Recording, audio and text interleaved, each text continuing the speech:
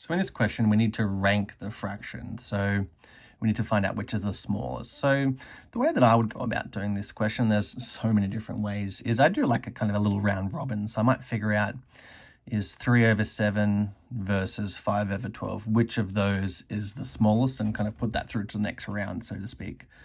So when we're trying to figure this out, the quickest way is to make the denominators the same. Well, you have to essentially figure it out. So the quickest way to do that is to multiply them by each other. So what I mean by that is times 7 by 12 and 12 by 7. And what you do to the bottom, you have to do to the top. That way we're going to have a common denominator. So we bring it down the bottom, that's going to be times 12, and that's going to be times 7. Okay, so I know that 7 times 12, or 7 times 10 is 70, 77, 84. So therefore 12 times 7, again, equals 84.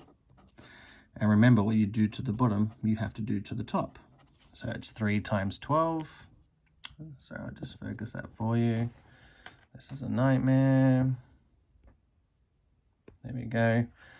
So 3 times 12, well, 3 times 10 is 30, 33, 36. And 5 times 7, 5, 10, 15, 20, 25, 30, 35. So it was very close, but 5/12 is smaller. So this is the winner, this is the loser. Okay, then we'll go on to do the next one. So again, we're going to times these by each other. So this is going to be times 4, and this is going to be times 12.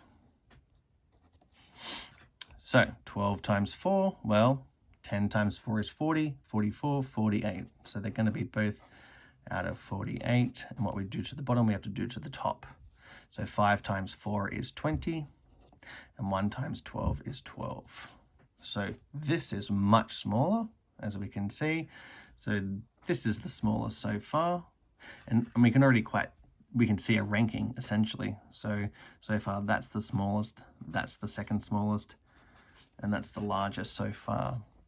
So now we have to check the last one. So we'll do these two together. So let's quickly cross that out. So to get a common denominator, we multiply by the other one. And what we do to the bottom, we have to do to the top. So 4 times 9, well, I know that 4 times 10 is 40. Take away 1 is 36. So that's going to be over 36. What we do to the bottom, we have to do to the top. So 4 4s, 4, 8, 12, 16.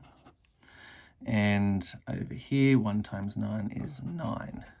So this one is clearly smaller, so this is the winner.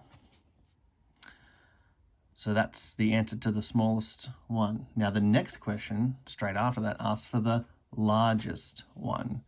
Well, straight away we know that this is out.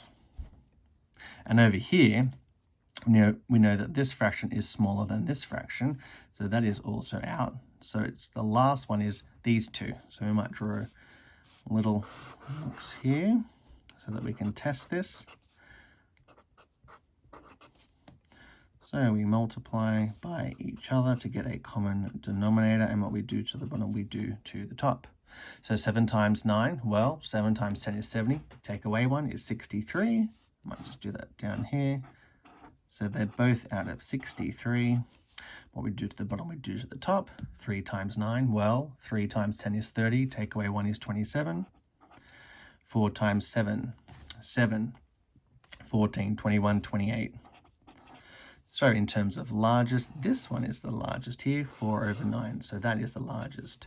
So 1/4 was the smallest, 4/9 was the largest.